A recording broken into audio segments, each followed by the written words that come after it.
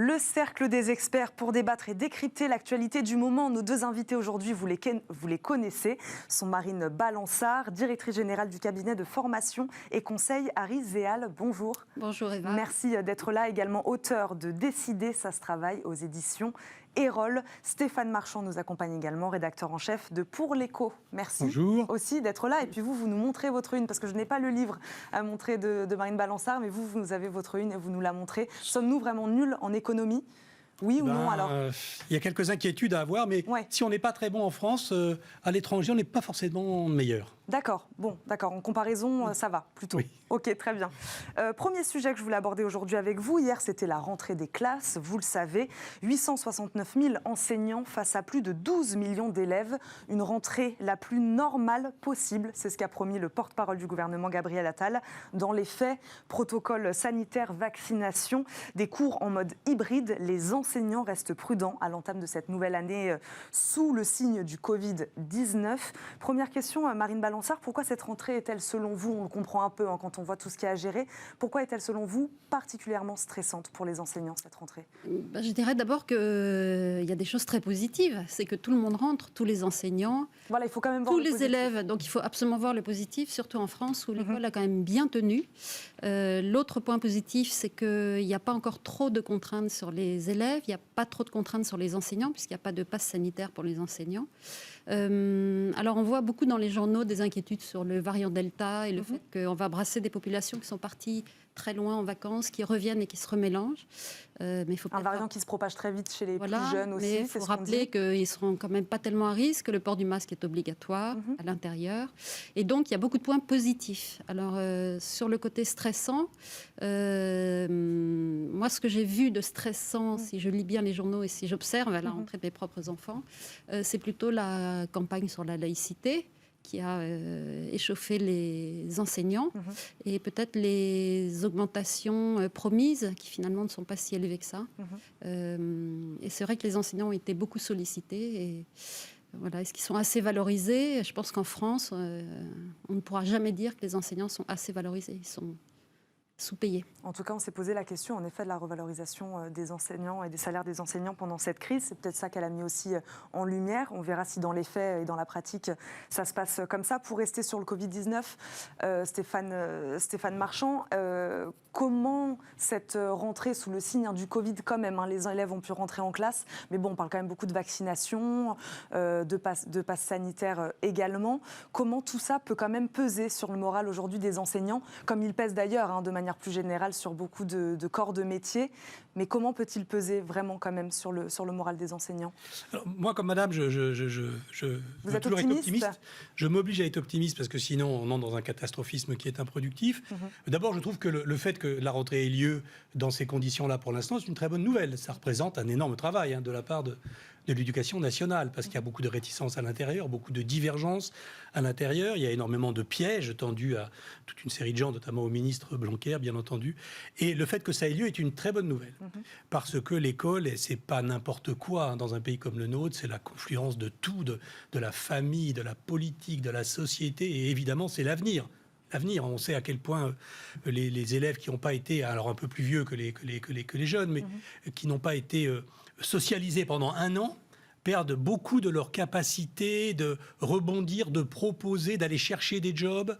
Il y a tout un embouteillage de stages qui ne va pas se faire parce qu'il y a trop de gens, il y a 2 générations qui arrivent face au même nombre de stages. Voilà, tout ça. Mais, cela dit, tout ça est très positif. Le risque, évidemment, c'est une fois de plus le risque sanitaire d'une certaine manière. Les consignes sanitaires données par le ministère sont très claires. Alors, il y a des différences selon le primaire, l'élémentaire et le secondaire et le lycée. Mais s'il y a un cas de maladie, on ferme la classe. Donc, on replonge instantanément pour cette classe dans le, entre guillemets, cauchemar de l'année 2020. Et il n'y a que pour le lycée où l'écartement ne se fera que sur 7 jours. Donc cette menace va planer. On entend dire que finalement, le variant Delta chez les jeunes ne déclenche pas de forme grave. Espérons que ce soit le cas. Mais évidemment, la menace, c'est celle-là. C'est que ce bel appareil, je dirais cette très belle réalisation audacieuse, se disloque tout d'un coup sous l'effet de finalement pas tant de malades que ça, parce qu'il y a 30 élèves par classe. Il fallait, Marine Balançard, rentrer en classe, coûte que coûte. Il fallait rentrer en classe coûte que coûte. Ce qui va être difficile, c'est pas tellement maintenant, dans le prochain mois, ça va être quand le pass sanitaire va être engagé et nécessaire pour les 12-17 ans, d'ici fin septembre. J'ai quand même bon espoir qu'on revienne sur cette décision, parce que très concrètement, ça implique que les élèves non vaccinés rentrent chez eux dès qu'il y a un cas dans la classe. Ce qui va arriver d'ici une semaine, je pense, à peu près dans chaque classe. Et donc, pour les enseignants, c'est pas pareil de gérer une classe hybride avec des enfants présents et des enfants absents, enfin remote, à distance.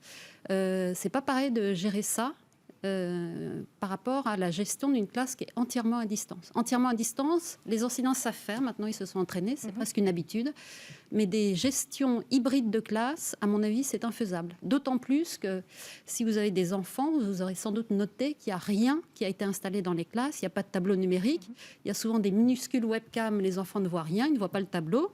Il y a assez peu d'interaction. Et comment avoir une interaction avec un prof qui est à son bureau, en classe avec des élèves ? Quand le prof était chez lui, c'était possible. Donc il y a un vrai enjeu, il y a une vraie réflexion à avoir sur le pass sanitaire des 12-17 ans. Pour moi, c'est pas faisable et c'est même pas souhaitable, ni pour les parents, ni pour les enfants, et surtout pas pour les enseignants. Pour revenir sur ce que vous disiez tout à l'heure, Marine Balançard, sur la valorisation de ce métier qui est enseignant, professeur des écoles, cette crise a mis en lumière en effet l'importance de ce métier. Aujourd'hui, on voit qu'ils sont quand même en difficulté.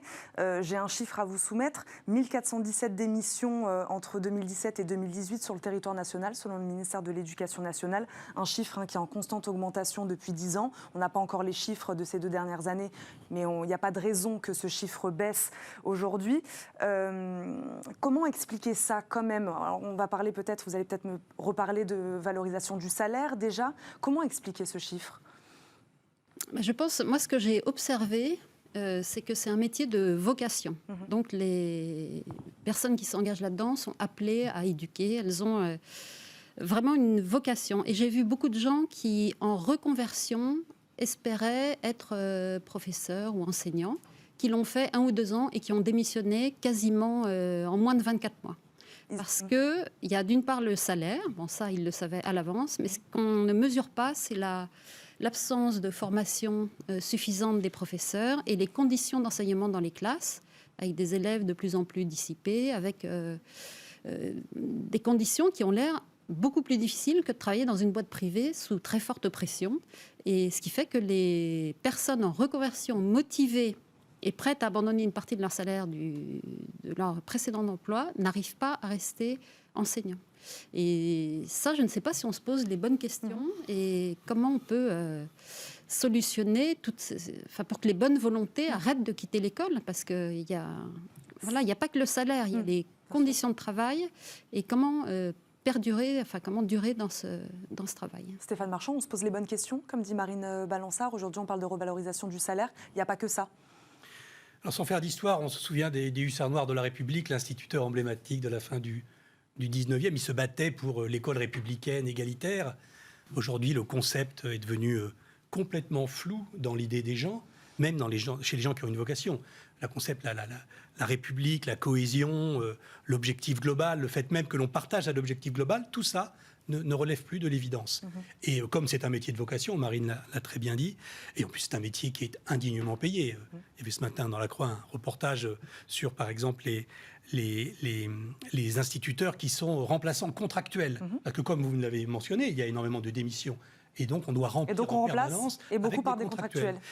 La vie d'un contractuel, ça commence à 1 200 € net et ça termine sa carrière à 1 500 € net. Donc ce sont des salaires indignes au regard du caractère immensément crucial de leur mission.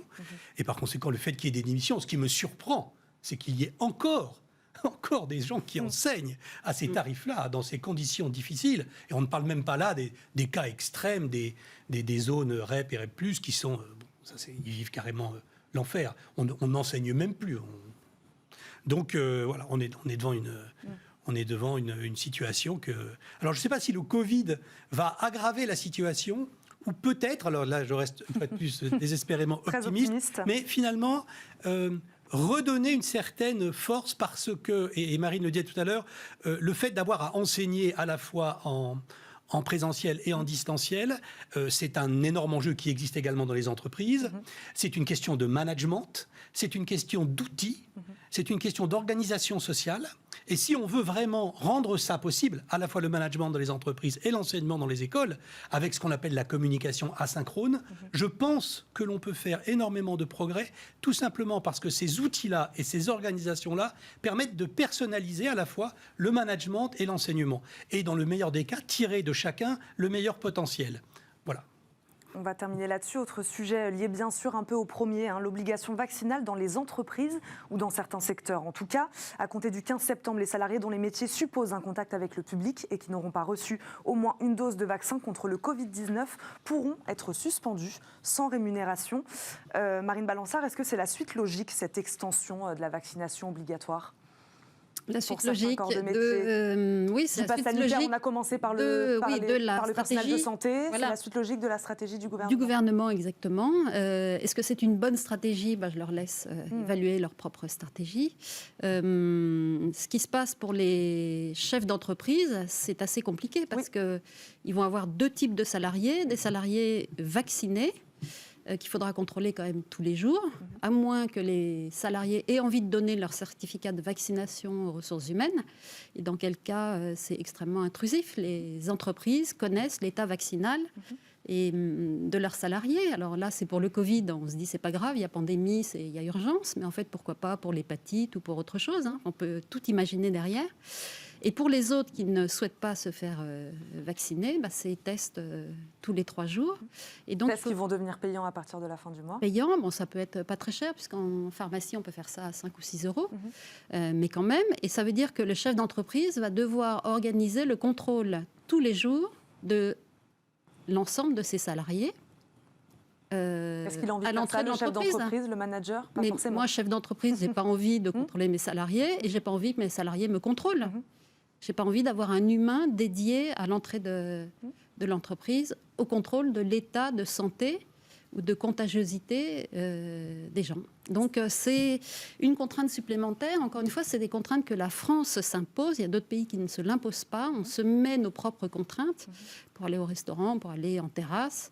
Faut quand même réfléchir aux conséquences pour les personnes et en termes de vie, de respect de la vie privée et d'intrusion progressive dans la vie privée de chacun. Parce que la santé, c'est de la vie privée. Oui, c'est ça, Stéphane Marchand, c'est une question légitime. Est-ce que l'entreprise, c'est le lieu pour juger ou prendre une décision relative à la santé de son salarié ? C'est une question qui est légitime. Alors, ma voisine disait à l'instant, l'important, c'est la vie privée. Moi, je réponds, l'important, c'est la vie. Il faut revenir aux fondamentaux. On n'a encore pas trouvé de meilleur moyen que la vaccination pour protéger très très large communauté humaine du virus. On n'a pas encore trouvé. Il existe peut-être, je ne le nie pas. J'adorerais qu'on innove et qu'on trouve. On n'a pas trouvé. À partir du moment où la vaccination est le meilleur moyen et qu'il faut aller vite, eh bien, la vaccination obligatoire, présentée sous une forme ou sous une autre, on peut ergoter sans fin sur les mots, est la solution. Aux États-Unis, vous avez une longue liste dans le magazine Forbes d'entreprises qui imposent la vaccination à tous leurs salariés, qu'ils soient ou pas en contact avec le public, y compris aux salariés en télétravail, de manière à ne pas installer une sorte de monde à deux vitesses. Bon, en quoi est-ce que c'est choquant ? Alors le DRH va voir, Marine disait à l'instant, qu'est-ce qu'il y a derrière ? Est-ce que si on vérifie le vaccin, demain on ira vérifier l'hépatite B ? Moi je suis désolé, ce genre de questions, pardonnez-moi, mais ce sont des questions qui créent du complotisme. Pour le moment, on s'occupe du vaccin, on s'occupe du Delta et on vérifie le pass sanitaire des gens qui sont vaccinés contre le virus.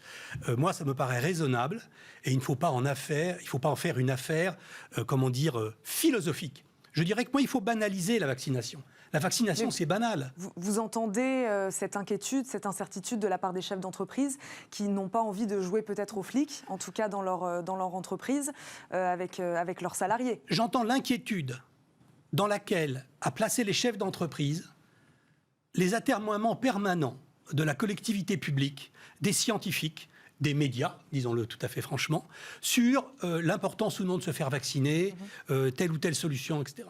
C'est ça qui place les chefs d'entreprise. Cela dit, aucun d'entre eux n'a envie de devenir un garde-chiourne pour vérifier le pass sanitaire. Mais pourquoi ? Parce que la tonalité générale, c'est de présenter les choses comme ça. Mais si on dit le chef d'entreprise va protéger son entreprise contre la contamination, à ce moment-là, le fait de vérifier le pass sanitaire est quelque chose de tout à fait normal, quelque chose de tout à fait positif. C'est une question de présentation. Marine Balançard, c'est une question de présentation. Vous êtes d'accord avec ça ? C'est une question de présentation, effectivement. Le vaccin, pour l'instant, semble être la meilleure stratégie pour protéger les formes graves. Après, il y a beaucoup d'asymétrie dans... Par exemple, les enseignants, et je suis tout à fait favorable à ce qu'ils ne soient pas obligés de se faire vacciner, ils ont déjà assez de choses à faire, mais ils sont au contact d'un public. Et voilà, donc c'est assez difficile de comprendre toute la logique. Bon, la situation est extrêmement complexe, mais pour le chef d'entreprise, ça lui rajoute une contrainte supplémentaire que visiblement il n'a pas envie de réaliser. Et surtout, ce qu'il y a en plus dans les entreprises et qu'on mesure moins, et qui a été remonté plusieurs fois, c'est que ce n'est pas le chef d'entreprise qui impose la vaccination aux salariés, mais il y a une espèce de conformisme qui se développe au sein des entreprises, où finalement le dernier qui n'est pas vacciné, ou les 3 derniers qui ne sont pas vaccinés, ont une pression sociale de la part des autres collaborateurs. Ils sont stigmatisés, quelque part. Ils sont stigmatisés, ils sont encouragés à se faire vacciner, et ils sont gênés, voilà. Et ils sont gênés. Ça dépend un petit peu de savoir pourquoi est-ce qu'ils ne sont pas vaccinés. Les gens sont raisonnables. Il y a des gens qui ne sont pas vaccinés parce qu'ils ne peuvent pas, parce que pour des raisons médicales, certains ne peuvent pas se faire vacciner. Mais il faut que ceux qui peuvent se faire vacciner sans nuire à leur santé, ceux-là le soient. Et donc les pressions que vous citez sont des bonnes pressions, sont des pressions favorables. Ça, je vous laisse responsable de vos... Des pressions du voilà, point de vue, mais disons qu'ils professionnel. peuvent avoir un test négatif ou une vaccination. Et les pressions qui sont exercées, c'est sur la vaccination. Voilà. Alors qu'ils ont encore cette liberté. Je vous le disais tout à l'heure, on va sortir cette fois un peu de la vaccination pour parler emploi et recrutement. Avec un rapport remis ce mercredi au gouvernement, l'État s'engage et veut doper la création de start-up industrielles. Pourquoi ? Des enjeux de souveraineté numérique, bien sûr, mais aussi parce que ce secteur est également pourvoyeur d'emplois dans les territoires. 163 000 emplois directs et indirects en France selon une étude Roland Berger, 530 000 emplois au global pour les start-up. Marine Balançard, est-ce que le gouvernement a raison, selon vous, de vouloir s'appuyer sur ce tissu des start-up pour créer, pour doper l'emploi ? Ah bah oui, il a 1000 fois raison. C'était un des projets aussi du président. Là, tout le monde se souvient de la Startup Nation. Donc ça fait rigoler, mais en fait, c'est très pertinent. Et notamment, la France, c'est quand même très désindustrialisée. Donc toutes ces start-up industrielles qui visent qui vont s'implanter dans les territoires, puisqu'il s'agit d'implanter des usines, de recruter. Donc il y a cet aspect-là, le recrutement. Mais il y a surtout l'aspect stratégique pour la France, c'est-à-dire... sur certains secteurs ? Sur certains secteurs, assurer son indépendance, assurer son autonomie, la capacité à transformer la recherche en entreprise et en innovation. C'est extrêmement important pour la France, pour les régions. Donc, pas que pour l'emploi, parce que l'emploi va se développer au fur et à mesure. Et je rajouterais qu'en France, on a quand même des excellentes formations scientifiques, énormément d'écoles d'ingénieurs, beaucoup d'ingénieurs qui ne font pas le métier d'ingénieur après. Et effectivement, c'est une superbe opportunité pour eux et pour les Français de se rediriger vers leur formation initiale, c'est-à-dire qu'un ingénieur devienne un ingénieur bien payé, parce que ce n'est pas assez payé en France, contrairement dans d'autres pays. Et donc, pour toutes ces raisons, c'est une excellente nouvelle. S'appuyer sur ce tissu de start-up, Stéphane Marchand, c'est une bonne idée pour créer de l'emploi, mais pas que. Moi, je trouve je suis comme Marine, je trouve que c'est une excellente idée. La situation de la capacité productive industrielle de la France depuis 30 ans, tout le monde la connaît. Elle chute en permanence. On est aujourd'hui peut-être à 15% du PIB qui vient de l'industrie. C'est beaucoup moins, par exemple, qu'un pays dont on se moquait il y a quelques années, la Grande-Bretagne, qui a beaucoup plus que nous en industrie. Alors la solution, entend-on parfois, quelques rêveurs disent, il faut relocaliser les industries parties à l'extérieur. Mais ça, c'est pas très raisonnable pour plein de raisons. C'est parce que lorsque vous vous relocalisez, vous ne trouvez pas les compétences nécessaires. Et puis relocaliser 10 ans après quelque chose qui est parti, c'est pas facile. En revanche, les start-up industrielles auxquelles vous venez de faire allusion, eh bien, c'est le bon moyen, je dirais, de refaire germer une production industrielle en France, avec en plus la possibilité, probablement, compte tenu des nouvelles technologies, de les répartir dans les territoires qui en ont besoin et de faire de la valeur ajoutée. Parce que quand vous n'avez pas de production industrielle, vous dites tant mieux, on va passer à une économie de services. Mais quand vous regardez les services en détail, quels sont les services avec le plus de valeur ajoutée? Vous vous apercevez que ce sont les services qui sont collés à l'industrie. Les services de service à l'industrie, le marketing, des choses comme ça. Et donc, si vous n'avez plus d'industrie, les services que vous aurez seront des services à faible valeur ajoutée. Donc, c'est crucial, c'est très, très important. Il faut baisser les impôts de production, qui sont trop élevés en France. Mais enfin, tout ça... C'est prévu dans le plan de relance. J'applaudis les deux mains. Et sur cette notion de start-up industrielle, c'est vrai que sur le papier, c'est un peu antinomique. Quand on pense industrie, on pense grosse structure. Ça, c'est nouveau, ce concept de start-up industrielle, Marine Balançard? Non, je crois que c'est assez... Enfin, c'est pas nouveau, effectivement. Et on a... Il faut repenser l'industrie, voilà. En fait, les startups, quand même, apportent une innovation, une rupture et de la valeur ajoutée, exactement ce que vous dites. Alors, ce qui risque de se passer, c'est qu'on n'a plus tellement l'habitude d'entreprendre dans l'industrie. Alors, les compétences, je pense qu'on les a en France. Est-ce que ce sont les Français qui vont être recrutés? Parce que maintenant, avec le télétravail, peut-être qu'il est possible de recruter à distance des étrangers qui vont travailler de très loin. Je pense à tout ce qui est développement informatique. Alors, est-ce que les répercussions vont vraiment avoir lieu est-ce que les répercussions pour l'emploi vont avoir lieu en France, vont bénéficier à la France? J'espère. Et voilà, non, mais je partage votre... En plus, la France est un pays qui a un peu des difficultés à faire grossir ses start-up. Et en général, souvent, elles partent aux États-Unis. Encore que ce que je viens de dire là devienne un peu faux. On a quand même pas mal de licornes, c'est-à-dire des grosses qui commencent à voir le jour. De plus en plus. De plus en plus. Mais la France est très forte, très très forte pour faire de l'amorçage. On est peut-être les meilleurs au monde grâce à la BPI et grâce aux sommes énormes que l'on dépense, évidemment. Et donc, en plus, on est un grand pays quand même de savoir-faire industriel. En mélangeant les deux, je pense que franchement, il y a une carte à jouer. Évidemment, c'est plus d'argent. Il faut les capitaux à mobiliser pour une start-up industrielle par rapport aux capitaux à mobiliser pour une start-up qui ferait prendre des logiciels. Voilà, il y a des immobilisations différentes. Ça va demander... Oui, mais il y a un point supplémentaire. Oui, il n'y a pas que le capital, parce que il y a tout ce qui relève des normes. On est en France le champion des normes et des contraintes en tout genre. Et il y en a, on ne sait même plus quelles sont les normes. Moi, j'ai une entreprise de formation, de conseil. On passe notre vie à remplir des formulaires pour je ne sais qui. Donc, il y a un empilement de normes et qui crée un carcan. Et je pense que ça mériterait... Et pour doper donc la création de start-up industrielles comme le veut le gouvernement, il faut peut-être faire la péter simplification, certaines normes. Essayer de libérer un peu le pays du poids de ces normes et de simplifier la vie des entreprises et des entrepreneurs. D'ailleurs, dans le plan du gouvernement, il s'agit d'aider à toutes les formalités, procédures, etc. Mais je crois qu'il ne faut pas aider, il faudrait vraiment aider et simplifier dans le même temps. Voilà. Lever les freins qu'on s'est encore une fois mis nous-mêmes. Voilà. Merci Marine Balançard. Je rappelle, vous êtes directrice générale du cabinet de formation et conseil Harry Zéal. Merci de nous avoir accompagnés aujourd'hui. Stéphane Marchand, rédacteur en chef de Pour l'Écho. Merci également d'avoir été avec nous. Tout de suite, et comme chaque jour, on termine cette émission par Fenêtre sur l'emploi.